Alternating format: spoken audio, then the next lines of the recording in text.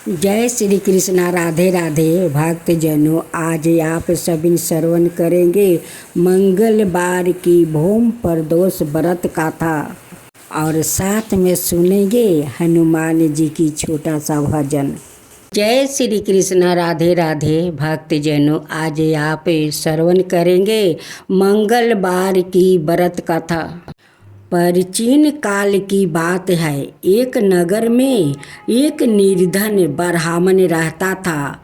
वो अत्यंत भक्तिमान और सत्यवादी था, परंतु अत्यंत दरिद्रता में जीवन व्यतीत कर रहा था। उसके जीवन में दुख, क्लेश और अभाव ही अभाव था। वो प्रतिदिन मंदिर जाकर भगवान हनुमान जी की आराधना करता था, किंतु फिर भी उसे जीवन में सुख नहीं मिल रहा था। एक दिन जब वो अत्यंत दुखी होकर मंदिर में बैठा था, तभी एक साधु वहाँ आया। साधु ने उसकी स्थिति देखकर पूछा, वत्स तुम इतना व्याथित क्यों है? ब्राह्मण ने कहा, महाराज मैं हनुमान जी का भक्त हूँ, फिर भी जीवन में सुख, शांति और समृद्धि का नाम नहीं है।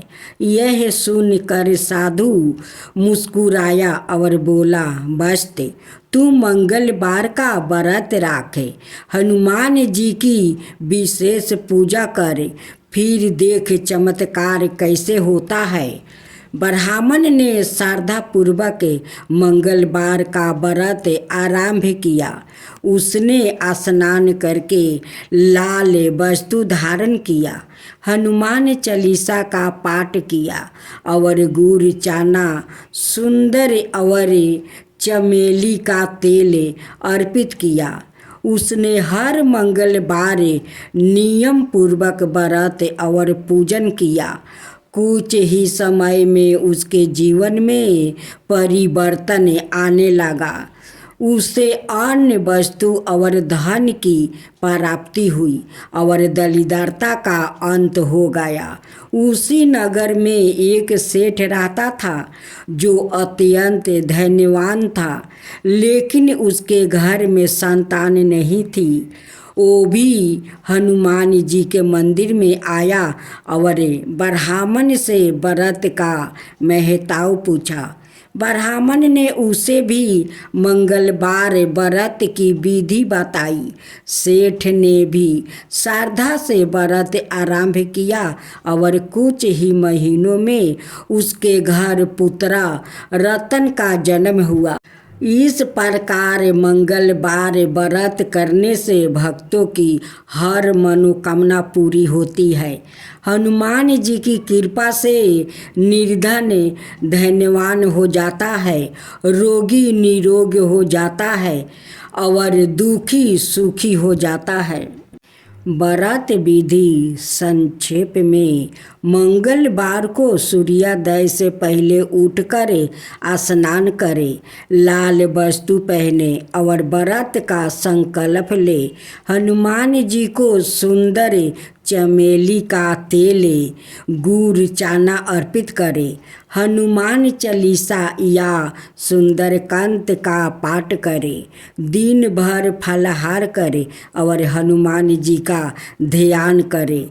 शाम को दीप जलाकर हनुमान जी का आरती करें।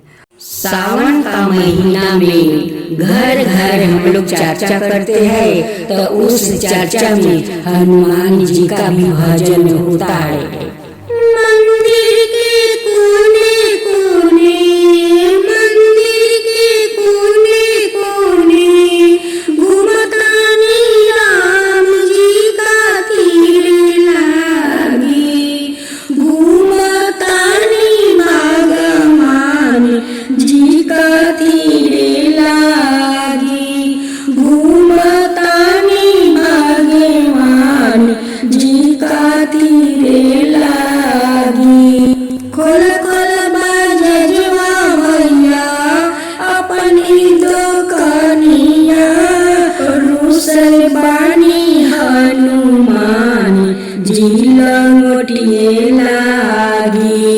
रुसल बानी हनुमान जी लंगोटिए लागी। मंदिर के कोने कोने मंदिर के कोने कोने घुमतानी राम जी का तीरे लागी। घुमतानी भगवान जी का तीरे लागी।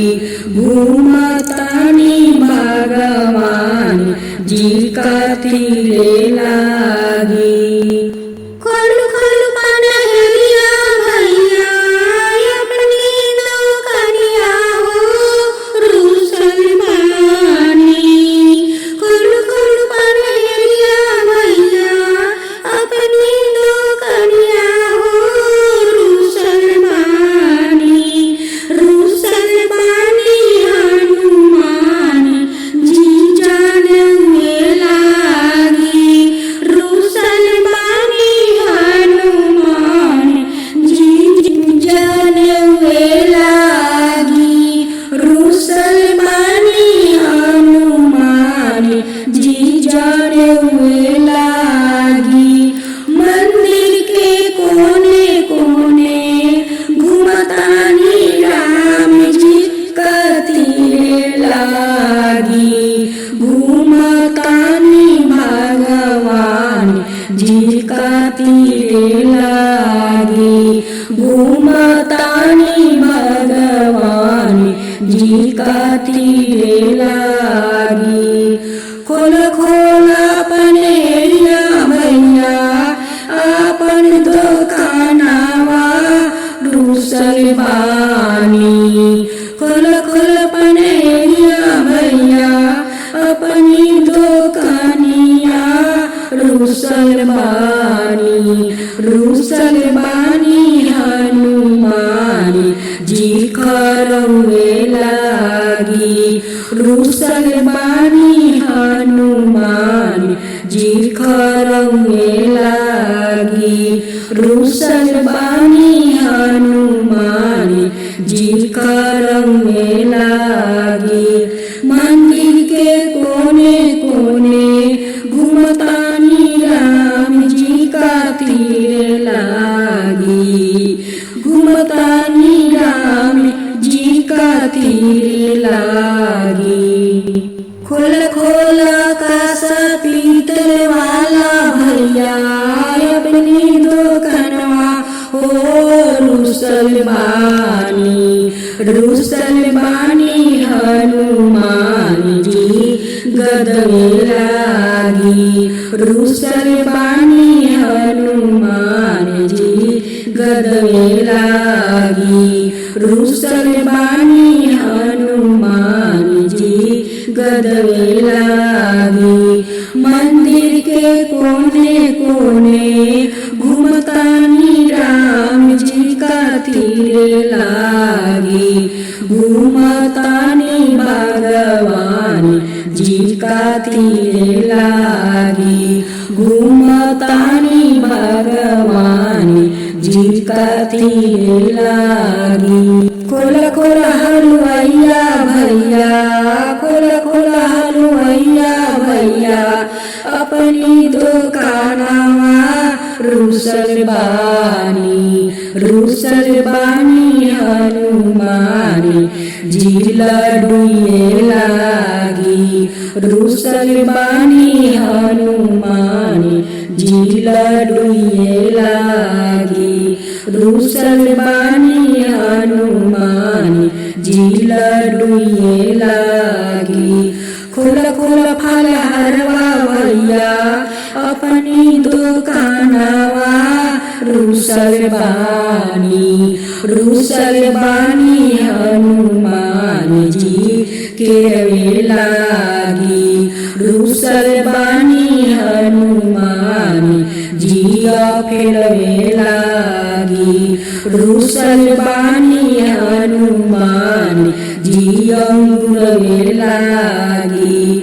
रुसल बानी हनुमान जी संतरवे लागी। रुसल बानी हनुमान जी अमरुद लागी। रुसल बानी हनुमान जी सब फल लागी। रुसल बानी हनुमान जी सब फल लागी।